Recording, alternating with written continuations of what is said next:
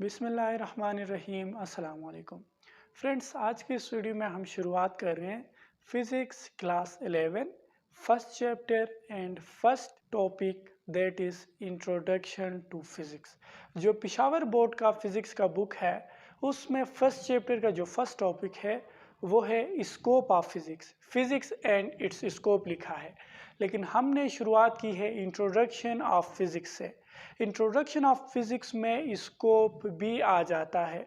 तो इस लेक्चर में आपको फिज़िक्स क्या होता है वो समझाएंगे, ब्रांचेस ऑफ फिज़िक्स जिसमें हम 5 ब्रांचेस डिस्कस करेंगे, और इसी के साथ स्कोप ऑफ फिज़िक्स भी आपको मिल जाएगा और साथ ही साथ इम्पोर्टेंस ऑफ फिज़िक्स को भी हम डिस्कस करेंगे। तो फिज़िक्स एंड इट्स स्कोप जो है वो इसी लेक्चर में आपको जो है मिल जाएगा।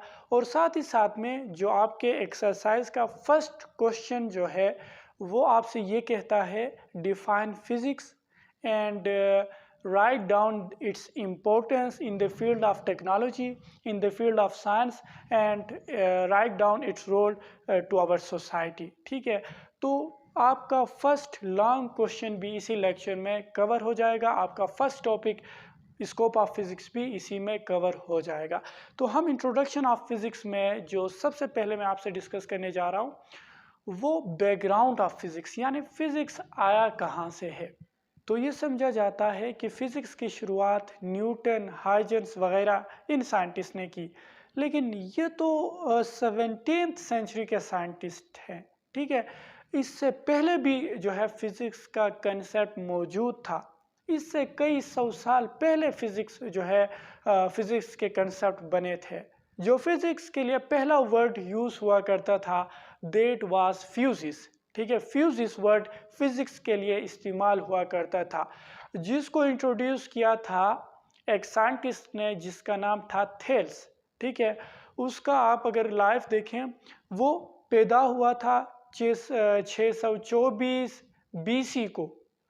ठीक है, 624 बीसी से लेकर 546 बीसी तक उसका जो है लाइफ रहा है। तो वो इतने जो है ओल्ड एरा के साइंटिस्ट ने फिज़िक्स की शुरुआत की है। ठीक है, फ्यूजिस जो वर्ड है जो फिज़िक्स के लिए इस्तेमाल हुआ करता था उसका मतलब ये है नेचर। ठीक है, फ्यूजिस का मतलब है नेचर या नेचुरल थिंग्स। ठीक है, जो कि एक ग्रीक जो है ग्रीक वर्ड है फ्यूजिस।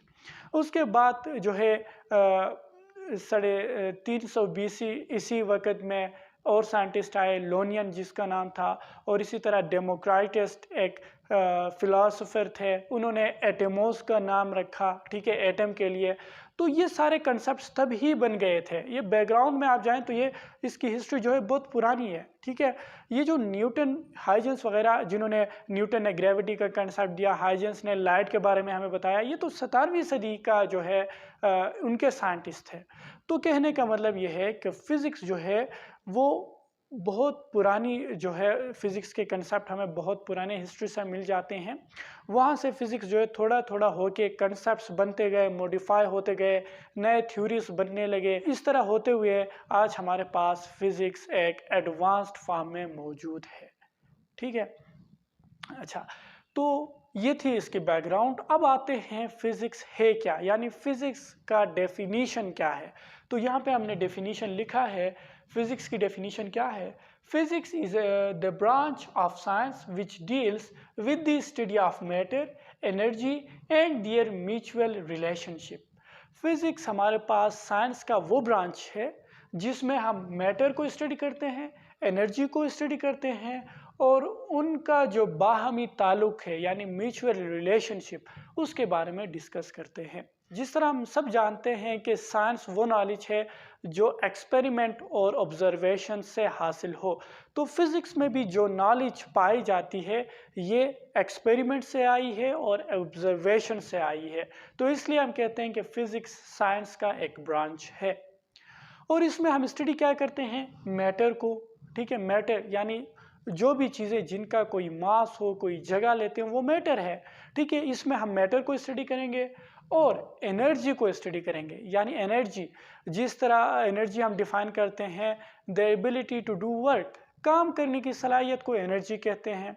ठीक है, तो इसमें हम एनर्जी को स्टडी करेंगे। और हम क्या स्टडी करेंगे, मैटर और एनर्जी का म्यूचुअल रिलेशनशिप, यानी इनका आपस में क्या ताल्लुक है। ठीक है, म्यूचुअल रिलेशनशिप के बारे में बताता है। Mutual relationship refers to the interconversion of matter and energy. Mutual relationship का मतलब क्या है कि क्या मैटर एनर्जी में कन्वर्ट हो सकता है या नहीं, या एनर्जी मैटर में कन्वर्ट होगा या नहीं। इनका इंटर कन्वर्जन के बारे में बताता है। जिस तरह ये मार्कर है, ठीक है, ये एक मैटर है, एक मास रखता है। ठीक है, अब इस मैटर को मैं अगर बर्न कर लूँ, इसको जला दूँ, तो ये हमें फायर यानी हीट एनर्जी दे सकता है। ठीक है, पहले ये मैटर था, इसको मैंने जला दिया। ठीक है, तो ये हमें जो है हीट एनर्जी प्रोवाइड करेगा, तो मैटर एनर्जी में कन्वर्ट हो सकता है। तो मैटर और एनर्जी का भी एक ताल्लुक है, ये आपस में कन्वर्ट हो सकते हैं। तो हम फिजिक्स में क्या डिस्कस करेंगे, मैटर को डिस्कस करेंगे, एनर्जी को डिस्कस करेंगे, और साथ ही साथ मैटर का एनर्जी में और एनर्जी का मैटर में इंटर कन्वर्जन को डिस्कस करेंगे। क्लियर। अच्छा, अब यहाँ पे नेक्स्ट हम डिस्कस कर रहे हैं ब्रांचेस ऑफ फिजिक्स। जिस तरह हमने डिस्कस किया, फिजिक्स जो है ये मैटर, एनर्जी और इसके म्यूचुअल रिलेशनशिप को स्टडी किया जाता है, लेकिन ये इतना वसी है, फिजिक्स को हम एज ए होल एक ब्रांच में कन्फाइन नहीं कर सकते। इसके मुख्तलिफ ब्रांचेस बनते हैं, हम उनको स्टडी करेंगे। तो सबसे पहला ब्रांच है मैकेनिक्स। ठीक है, मैकेनिक्स क्या है?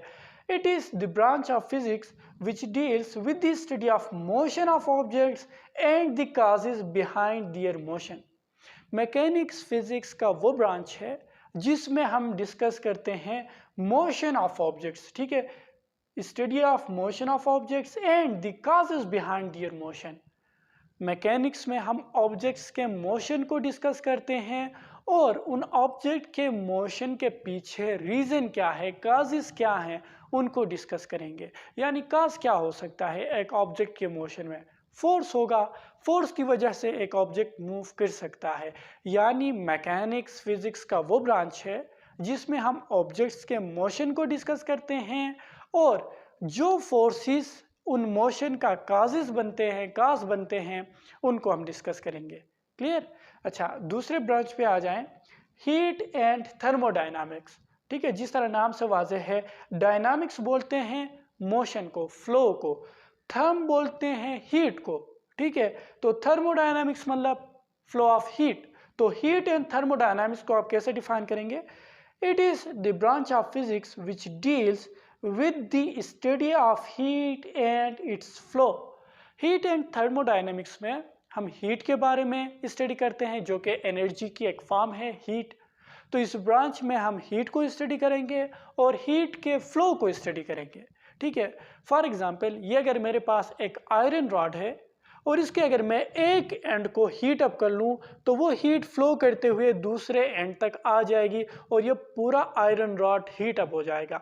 तो हीट फ्लो करता है और इसी फ्लो के स्टडी को हम कहते हैं हीट एंड थर्मोडायनामिक्स। इसी ब्रांच में स्टडी करते हैं। क्लियर।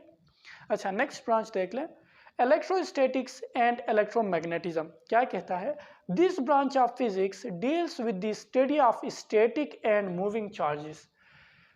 इलेक्ट्रोस्टैटिक्स, जिस तरह नाम से जाहिर है, स्टैटिक्स बोलते हैं रेस्ट को। ठीक है, तो इलेक्ट्रोस्टैटिक्स एंड इलेक्ट्रोमैग्नेटिज्म में हम क्या स्टडी करते हैं? स्टैटिक चार्जेस को और मूविंग चार्जेस को। चार्जेस जिस तरह हम सब जानते हैं कि एक पॉजिटिव चार्ज होता है, एक नेगेटिव चार्ज होता है। अब ये चार्जेस रेस्ट में हो तो उनकी प्रॉपर्टीज़ अलग होती हैं। अब ये चार्जेस अगर मूव करने लग जाएं तो करंट बनाते हैं। ठीक है, तो इसके प्रॉपर्टीज़, मूविंग चार्जेस के प्रॉपर्टीज़ अलग होंगे। तो स्टैटिक चार्जेस और मूविंग चार्जेस के बारे में हम स्टडी करते हैं फिजिक्स के ब्रांच इलेक्ट्रोस्टैटिक्स एंड इलेक्ट्रोमैग्नेटिज्म में। क्लियर। अच्छा, नेक्स्ट ब्रांच पे आ जाएं, दैट इज ऑप्टिक्स। ऑप्टिक्स क्या है? This branch of physics deals with the study of light and its properties. Optics physics का वो ब्रांच है जिसमें हम लाइट और उसके प्रॉपर्टीज यानी लाइट के खुसूसियात को स्टडी करते हैं। क्लियर। अच्छा, नेक्स्ट देख लें, एटॉमिक एंड न्यूक्लियर फिजिक्स। ये क्या कहता है? This branch of physics deals with the study of atom and it's nucleus. Atomic and nuclear physics में हम एटम के बारे में स्टडी कर लेते हैं, सब एटॉमिक पार्टिकल्स यानी इलेक्ट्रॉन, प्रोटॉन, न्यूट्रॉन, इनके बारे में स्टडी करते हैं, और एटॉमिक न्यूक्लियस के बारे में स्टडी करते हैं। क्लियर? ये 5 ब्रांचेस हमने डिस्कस कर लिए। इसके अलावा भी कई सारे ब्रांचेस हैं, लेकिन अगर आपसे क्वेश्चन ये पूछे कि define physics and write down the 5 branches of physics, तो आप ये 5 नोट कर सकते हैं। क्लियर? इसके अलावा भी ब्रांचेस जो है बहुत सारे हैं, आप उनके बारे में भी स्टडी कर सकते हैं। अच्छा, नेक्स्ट हम डिस्कस कर रहे हैं स्कोप ऑफ फिजिक्स। देखिए, पहले स्कोप क्या होता है। स्कोप कहते हैं किसी भी सब्जेक्ट में किन किन चीज़ों को डिस्कस किया जाएगा, किन किन चीज़ों के बारे में हमें मालूमात मिलेंगी, उसको बोलते हैं स्कोप। तो स्कोप ऑफ फिजिक्स से मतलब फिजिक्स के अंदर क्या क्या चीज़ें डिस्कस की जाएंगी, कौन कौन सी नॉलेज फिजिक्स के अंदर होंगी, उसको बोला जाता है स्कोप ऑफ फिजिक्स। तो स्कोप ऑफ फिजिक्स क्या है, देखें, physics aims to describe all the natural phenomena that happens in the universe. ठीक है, फिजिक्स में हमें क्या चीज़ें मिलती हैं। Physics describes all the natural phenomena that happens in the universe. इस यूनिवर्स में जितने भी नेचुरल प्रोसेसेस होते हैं उन सब को एक्सप्लेन किया जाता है फिजिक्स में, जैसे मोशन ऑफ प्लैनेट्स, ठीक है, मोशन ऑफ स्टार्स, इन सब चीज़ों को जो है, जो नेचुरल फिनोमिना है, नेचुरल प्रोसेसेस हैं, यानी मोशन ऑफ प्लैनेट्स वगैरह, ये सारी चीज़ें इसको फिजिक्स में डिस्कस किया जाएगा। और क्या कहता है, physics covers a wide range of knowledge from studying smallest particles like an atom to the whole universe. Physics में हमें क्या क्या इन्फॉर्मेशन मिलती हैं, एक छोटे से पार्टिकल से लेकर इस पूरे यूनिवर्स के बारे में हमें मालूमात मिलती हैं। छोटे से पार्टिकल, जिस तरह एग्जांपल दी गई है एटम को, या सब एटॉमिक पार्टिकल्स। फिजिक्स में हम जिस तरह ब्रांच में कहा एटॉमिक एंड न्यूक्लियर फिजिक्स में हम एटम के बारे में स्टडी करते हैं, उसके सब एटॉमिक पार्टिकल्स के बारे में स्टडी करते हैं, जो कि बहुत ही छोटे होते हैं। सब एटॉमिक पार्टिकल्स को देखना भी मुमकिन नहीं है, ठीक है। तो इन छोटे पार्टिकल्स को भी फिजिक्स में डिस्कस किया जाता है, और इस पूरे यूनिवर्स के बारे में भी फिजिक्स में स्टडी किया जाता है। ना आप जो है इस एटम के साइज का अंदाज़ा लगा सकते हैं, क्योंकि वो बहुत ही छोटा होता है, और इसी तरह इस यूनिवर्स के साइज का भी इमेजिन करना इम्पॉसिबल है, क्योंकि वो जो है बहुत बड़ी होती है। तो एक छोटे से ज़र्रे से लेकर इस बड़े यूनिवर्स तक डिस्कस किया जाता है फिजिक्स के अंदर। क्लियर? अच्छा, अब नेक्स्ट क्या कहता है, physics as a subject provides knowledge about motion of objects, light and its properties, static and moving charges, atom and subatomic particles, celestial bodies and many more. जिस तरह हमने कहा स्कोप ऑफ फिजिक्स से क्या मतलब है कि physics के अंदर क्या क्या चीज़ें डिस्कस की जाएंगी। तो हमने यहाँ पे लिखा है फिजिक्स एज ए सब्जेक्ट हमें क्या क्या नॉलेज प्रोवाइड करता है। ये हमें नॉलेज प्रोवाइड करता है मोशन ऑफ ऑब्जेक्ट्स के बारे में, ठीक है, जो है ऑब्जेक्ट्स की मोशन के बारे में इसमें डिस्कशन होगा। लाइट और उसके प्रॉपर्टीज़ के बारे में डिस्कशन होगी। स्टैटिक एंड मूविंग चार्जेस के बारे में डिस्कशन होगा। Atom and subatomic particles, जिस तरह सब atomic particles electron, proton, neutron, इनके बारे में डिस्कशन होगी। सेलेस्टियल बॉडीज, जो हेवनली बॉडीज होती हैं, सेलेस्टियल मतलब जो प्लैनेट्स हो गए, स्टार्स हो गए, मून वगैरह, जो आसमानी ये जो चीज़ें होती हैं, इनके बारे में डिस्कशन होगी। और इसके अलावा भी बहुत सारी चीज़ें हैं जिनके बारे में फिजिक्स के अंदर डिस्कशन होगी। तो आप नोट कर सकते हैं ब्रांचेस में भी हमने यही चीज़ें लिखी थी ना। तो ये फिजिक्स का स्कोप है, ठीक है। इस पूरे को जो है ब्रांचेस में डिवाइड किया गया है। जिस तरह आप कह सकते हैं लाइट और इसके प्रॉपर्टीज़ को ऑप्टिक्स में रखा गया, ठीक है, इसके स्टडी को ऑप्टिक्स कहते हैं। मोशन ऑफ ऑब्जेक्ट को मैकेनिक्स कहा जाता था। तो फिजिक्स का ये जो स्कोप है इसको मुख्तलिफ ब्रांचेस में डिवाइड किया गया है, जिनको हमने स्टडी कर लिया। क्लियर? अच्छा, अब नेक्स्ट आते हैं इम्पोर्टेंस ऑफ फिजिक्स, यानी फिजिक्स का इम्पोर्टेंस क्या है, फिजिक्स क्यों अहमियत रखता है। तो देखें, फिजिक्स का हमारे डेली लाइफ में भी बहुत जो है इम्पोर्टेंस है। ये जो आजकल जो लाइफ एडवांस जो हो चुकी है, जो ट्रांसपोर्टेशन में एडवांसमेंट आई है, जो टेलीकम्युनिकेशन में हम यहाँ बैठ के कहीं पे जो है कहीं मीलों दूर बात कर सकते हैं, जो है हम जो है मशीनरीज का इस्तेमाल करके जो है अपना टाइम बचा सकते हैं। तो ये सारी चीज़ें जो है ये फिज़िक्स में एडवांसमेंट की वजह से आई है। तो फिज़िक्स में जो एडवांसमेंट आई है, इसका हमें क्या बेनिफिट, क्या एडवांसमेंट मिलती है, उसको हम डिस्कस कर लेते हैं। तीन फील्ड में, एक हम डिस्कस करेंगे टेक्नोलॉजी में फ़िज़िक्स का क्या रोल है, और एक हम डिस्कस करेंगे साइंस में फ़िज़िक्स का क्या रोल है, और हमें जो है हमारे सोसाइटी को फ़िज़िक्स का क्या रोल है वो हम डिस्कस करेंगे। तो आपका फर्स्ट लॉन्ग क्वेश्चन यही से कवर हो जाता है। क्लियर? तो सबसे पहले हम डिस्कस करेंगे in the field of technology कि टेक्नोलॉजी के लिए फिजिक्स का रोल क्या है। देखें, टेक्नोलॉजी कहते किस चीज़ को है? टेक्नोलॉजी मतलब यह है कि किसी भी नॉलेज को लेके आप कोई जो है एक यूज़फुल चीज़ बनाएं, एक प्रोडक्ट बनाएं। जिस तरह ये मार्कर बना है, ठीक है, ये टेक्नोलॉजी की मदद से बना है। जिस तरह मोबाइल फ़ोन्स बनते हैं, कंप्यूटर बनते हैं, ऑटोमोबाइल्स यानी कार वगैरह जो बनते हैं, ये सारा टेक्नोलॉजी ही तो बनाता है ना। तो अब ये जो टेक्नोलॉजी जिस नॉलेज को इस्तेमाल करके यह सारी चीज़ें बनाता है, वो नॉलेज हमें फिज़िक्स से मिलता है।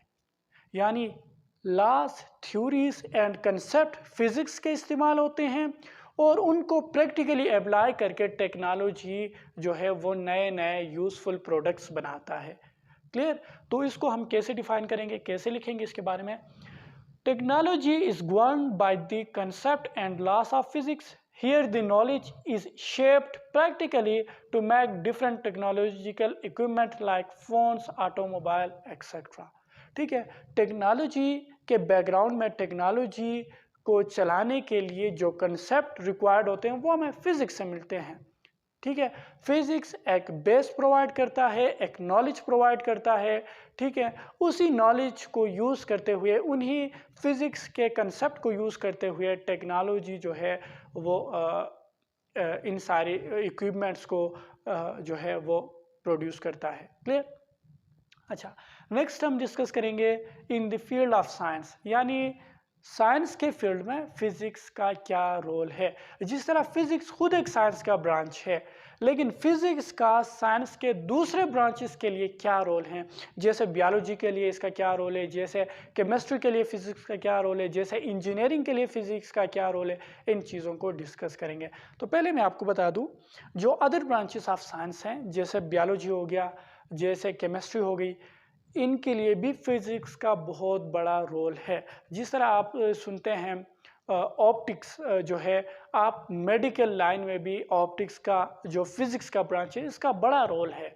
आप जो हैं कहीं आपकी नज़र कमज़ोर है, ठीक है, तो आप जाते हैं क्लिनिक वगैरह में, डॉक्टर को मिलने जाते हैं, तो वहाँ पे आप जो आपकी आई की स्टडी की जाती है वो ऑप्टिक्स के रूल्स को यूज़ किया जाता है वहाँ पे। तो इसी तरह बायोलॉजी के लिए फिजिक्स का रोल है, इसी तरह केमिस्ट्री वगैरह इन सारी चीज़ों के लिए फिजिक्स का रोल है। क्लियर? तो डिस्कस कर लेते हैं क्या कहता है। Physics plays a crucial role in understanding phenomena in other branches of science like biology, chemistry, engineering and many more. जो साइंस के डिफरेंट ब्रांचेस हैं, अदर ब्रांचेस जिस तरह केमिस्ट्री हो गई, बायोलॉजी हो गई, इंजीनियरिंग हो गई, इनके लिए भी फिजिक्स का एक बहुत जो है इम्पोर्टेंट रोल है। क्लियर? अच्छा, fluid dynamics and optics are helpful while explaining biological processes. ठीक है, फ्लूइड डायनामिक्स जिसमें हम फ्लूइड को स्टडी करते हैं, ये फिजिक्स का एक ब्रांच है। जिस तरह ऑप्टिक्स जो है ये भी फिजिक्स का एक ब्रांच है। तो फ्लूइड डायनामिक्स में हम फ्लूइड को डिस्कस करते हैं, जो चीज़ें फ्लो करती हैं, जैसे लिक्विड्स हो गई, गैसेस हो गई, तो ये फिजिक्स का एक ब्रांच है। लेकिन इसका एप्लीकेशन हमें बायोलॉजी में भी मिलता है। बायोलॉजी में इसकी एप्लीकेशन क्या हो सकती है, जैसे हम ब्लड के बारे में स्टडी करते हैं, ब्लड की डेंसिटी, इसकी विस्कोसिटी, जो ब्लड प्रेशर का आपने नाम सुना होगा, ये किन फैक्टर पे डिपेंड करेगा। ठीक है, तो ये सारी चीज़ें जो है ये हमें फ्लूइड डायनामिक्स में जो है इनके लॉस मिलते हैं, जो कि फिजिक्स का ब्रांच है, और इन कंसेप्ट को हम यूज़ करते हैं बायोलॉजी में। क्लियर? उसी तरह ऑप्टिक्स का, जिस तरह मैंने आपको एग्जांपल दी आई के बारे में स्टडी, और फिर इसमें लेंसेज यूज़ करते हैं, जो हम ग्लासेस यूज़ करते हैं। क्लियर? तो ये सारी चीज़ें जो है बायोलॉजी के लिए हेल्पफुल हैं। और इसी तरह हमसे कहता है while the knowledge of thermodynamics is also applicable for chemistry. Chemistry में हम जो है थर्मोडायनामिक्स के रूल्स को स्टडी करते हैं। थर्मोडायनामिक्स जो कि फिजिक्स का ब्रांच है, ठीक है, थर्मोडायनामिक्स, लेकिन जो फिजिक्स का ब्रांच थर्मोडायनामिक्स है इसके कंसेप्ट फिजिक्स में केमिस्ट्री में भी एप्लीकेबल हैं। ये जो थर्मोडायनामिक्स है ये केमिस्ट्री और फिजिक्स दोनों में यूज होता है, ये दोनों के ब्रांचेस हैं, ठीक है। थर्मोडायनामिक्स फिजिक्स का भी ब्रांच है, थर्मोडायनामिक्स केमिस्ट्री का भी ब्रांच है। तो हम फिजिक्स का नॉलेज जो थर्मोडायनामिक्स में होता है उसको हम केमिस्ट्री में भी अप्लाई कर सकते हैं। क्लियर? अच्छा, नेक्स्ट जो पॉइंट है वो है टू सोसाइटी। मैंने शॉर्ट लिखा है, आप क्या लिखेंगे? Role of physics to society. आप इसको इस तरह लिखें, ठीक है, role of physics to society. तो क्या कहता है? Today the quality of life become advanced due to the advancement in transportation, telecommunication, advances in healthcare, construction, etc. All these become possible due to the role of physics. हम discuss कर रहे हैं physics का हमारे society के लिए क्या role है, हमारे मुआशरे के लिए क्या रोल है, हमारे इंडिविजुअल लाइफ है उसके लिए फिजिक्स का क्या रोल है। तो देखें, फिजिक्स की वजह से टेक्नोलॉजी में डेवलपमेंट आती है, नई नई चीज़ें बनती हैं, यूज़फुल चीज़ें बनती हैं, हेल्थ केयर में एडवांसमेंट आती है। जो आप हेल्थ सेंटर्स में देखते हैं उसमें बहुत सारी इक्विपमेंट्स आपको नज़र आती होंगी, वो सब टेक्नोलॉजी और फिज़िक्स में एडवांसमेंट की वजह से सामने आई हैं, ठीक है। तो हेल्थ केयर सेंटर्स में और इसी तरह ट्रांसपोर्टेशन में जो ऑटोमोबाइल्स इन्वेंट होते जा रहे हैं नई नई किस्म के, और इसी तरह टेलीकम्युनिकेशन, ठीक है, आप जो है मीलों दूर बात कर सकते हैं। ये सारा जो है ये फिज़िक्स में एडवांसमेंट की वजह से ही पॉसिबल हुई है। तो ये जो डिफरेंट टेक्नोलॉजिकल इक्विपमेंट्स हमारी लाइफ जो आसान बनाती हैं ये बेसिकली फ़िज़िक्स में एडवांसमेंट की वजह से आई है, ठीक है। तो फिज़िक्स का हमारे डेली लाइफ में हमारे जो एक मुआशरे के लिए ये सारे रोल मौजूद हैं, ठीक है। तो ये हमारा था इंट्रोडक्शन टू फिज़िक्स। तो हमारा लेक्चर यहीं तक था। इसके बाद हम नेक्स्ट टॉपिक डिस्कस करेंगे और एक तरतीब के साथ क्लास 11 के फिज़िक्स के सारे टॉपिक्स हम डिस्कस करते जाएंगे और साथ ही साथ मैं आपको नोट्स प्रोवाइड करते जाऊंगा। ये नोट्स आप अपने साथ कॉपी कर सकते हैं। अगर कोई भी कन्फ्यूजन है तो आप कमेंट सेक्शन में पूछ सकते हैं। अगर वीडियो हेल्पफुल लगी है तो वीडियो को लाइक करें, चैनल पर नए हैं तो चैनल को सब्सक्राइब करें। मिलते हैं नेक्स्ट वीडियो में, तब तक के लिए अल्लाह हाफिज़।